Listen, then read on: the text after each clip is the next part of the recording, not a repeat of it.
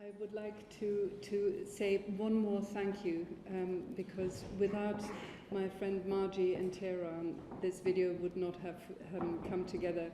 We were hoping to establish a Skype link with Mahmoud tonight, but while the internet is okay to send emails to support a Skype link, it's simply too weak.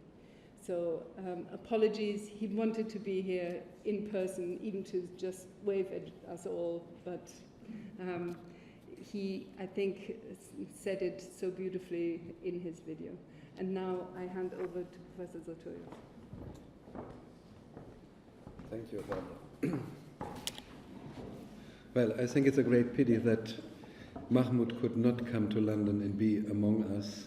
And I think for you, it would have been much more entertaining to have a conversation between him and me. He speaking Farsi and I speaking German. And, well, dear lovers of the Gingko Library, dear friends of Haus, when a German reads or hears the word to launch, he thinks in the first place of a man in formal dress who throws a huge bottle of champagne against the bow of a big new ship which will soon start its maiden voyage. In a way, this is exactly what we have been invested with by the courageous and visionary publisher Barbara Haus Schwepcke. We, that is Mahmoud and myself, having been given the wonderful task of launching the new Divan, a project which does indeed resemble to a huge vessel sailing between East and West. Barbara has given you already the broad outlines of this ambitious undertaking, starting today, tonight, and spanning 5 years, with important landmarks in Berlin in 2019, marking the 200th anniversary of Goethe's Western Divan, and 1 year later at the 2020 Gingko conference to be held in Hafiz' hometown in Shiraz. Hafiz is one of the key figures of this project, and Mahmoud Dowlatabadi has just spoken about him very, very movingly. The other one is Goethe. As you all know, the West Eastern Divan, published in 1819, was Goethe's homage to the great Persian poet, and through him to Islamic culture in general. Goethe, throughout his life, was full of curiosity, interested in 1001 things, a cosmopolitan to his bones. Already as a young man, he was interested in the Far East, in India and Japan. Later, his focus turned more and more towards Persia and Arabia. Goethe consulted Carsten Niebuhr's description of Arabia from 1772 with its fantastic hand-colored engravings of calligraphy. I think his later passion for studying and learning calligraphy may have had its origin in contemplating these stirring plates. And he was an assiduous reader of all the travelogues available in his time dealing with the Near East, engrossed himself in numerous biographies of the Prophet Muhammad, and of course indulged in Galland's collection of the tales of 1001 Nights. But the turning point from playful interest to deep investigation was Joseph von Hammer's translation of the Divan of Hafiz. This book was published by Goethe's own publisher, Cotta, who gave him a copy in the middle of May 1814. Also, the translation was not very inspired. Hafiz's poetry struck Goethe deeply. In his Tag- und Jahresheften 1815, his notebooks of 1815, he remembered, "And I had to find for myself a productive stand.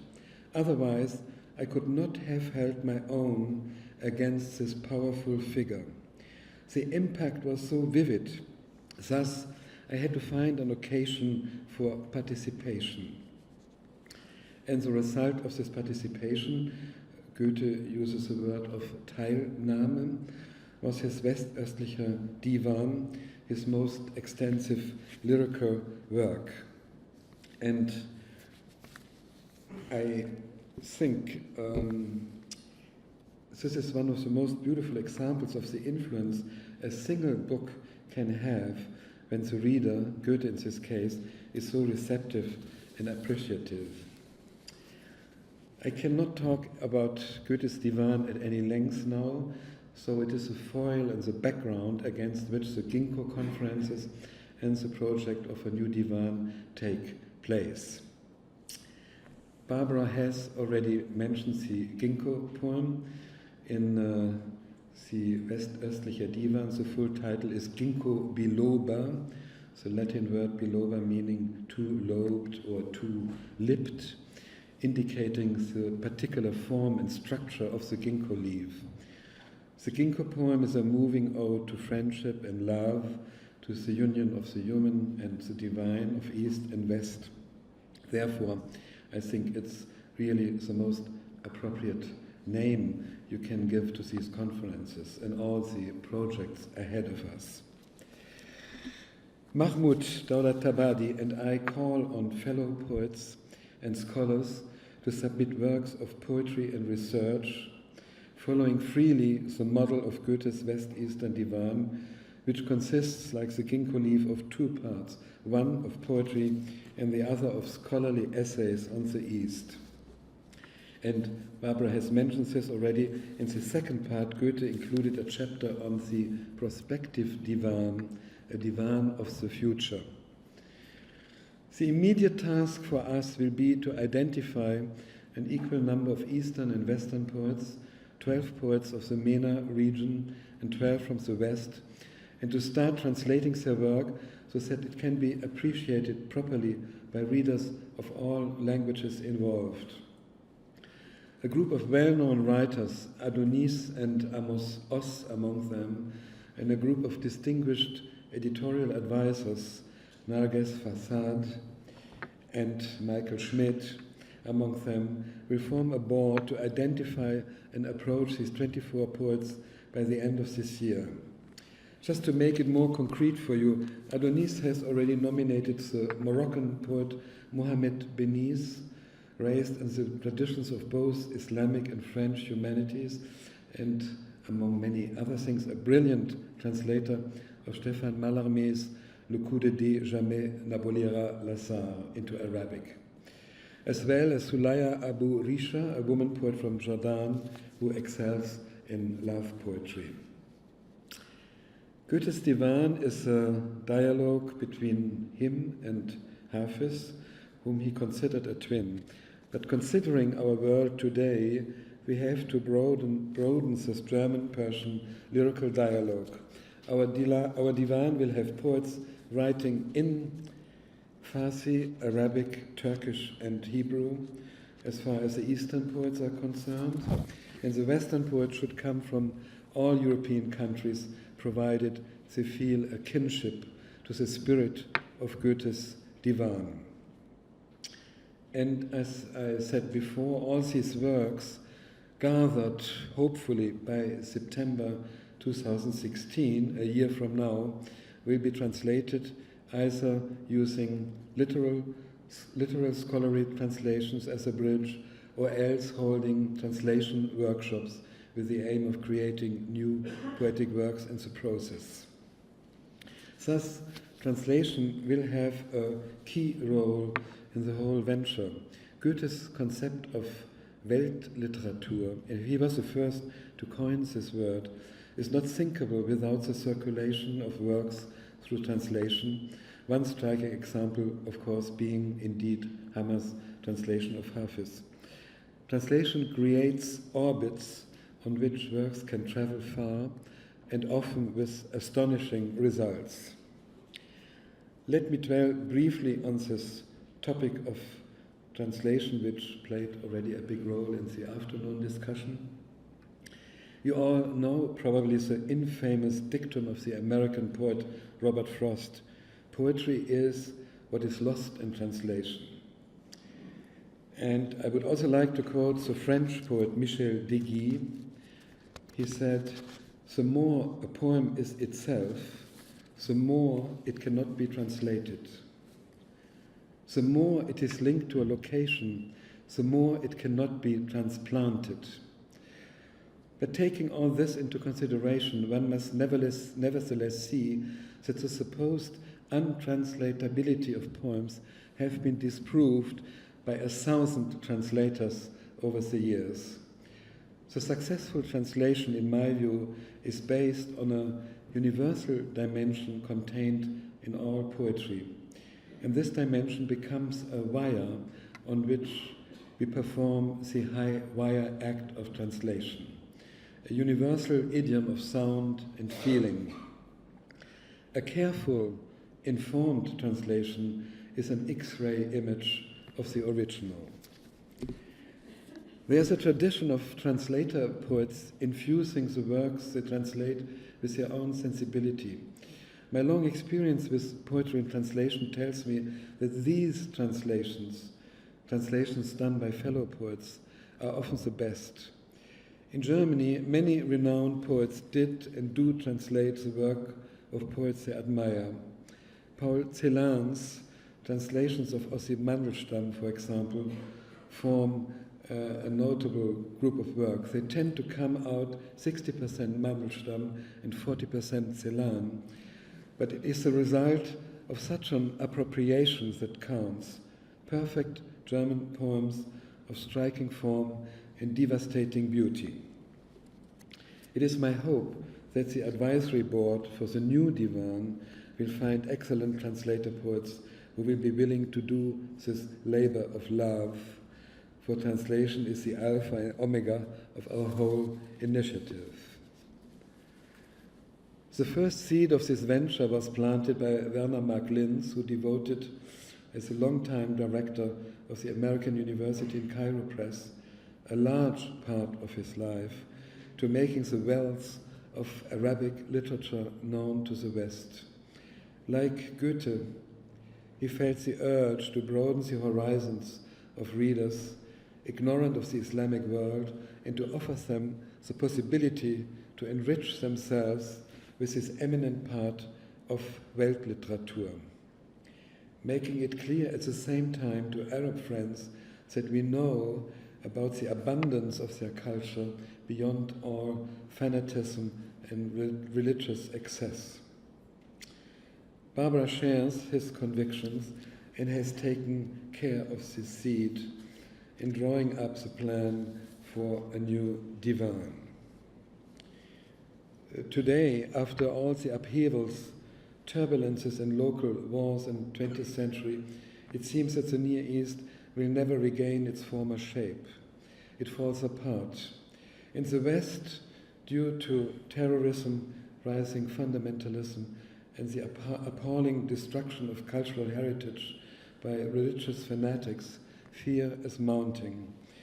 It is an immense pain for all those who love these lands and their civilizations to see death and destruction spreading, and to feel as a correlate how inaccurately the West now perceives the East.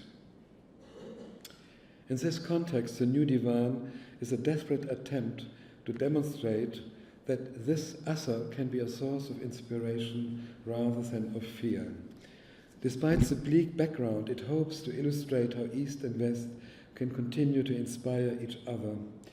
In my years as head of the Goethe Institut, I was confronted almost every day with the question of the meaningfulness of cultural exchange, when this exchange was overrun and crushed by political, military, and economic acts.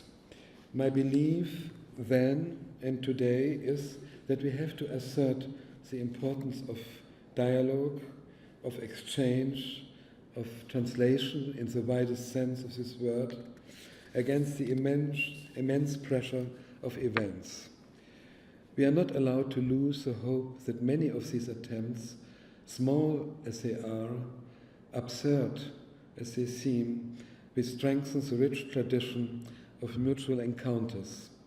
In the field of literature, poetry can make audible a very different kind of Arabia, Persia, and North Africa. Literature cannot be destroyed. The Islamic State has destroyed the Baal Shamin temple in Palmyra, a symbol of tolerance and of syncretism of different religious beliefs. What the Islamic State would like to destroy, but cannot destroy, is a great literary heritage of the Muslim world.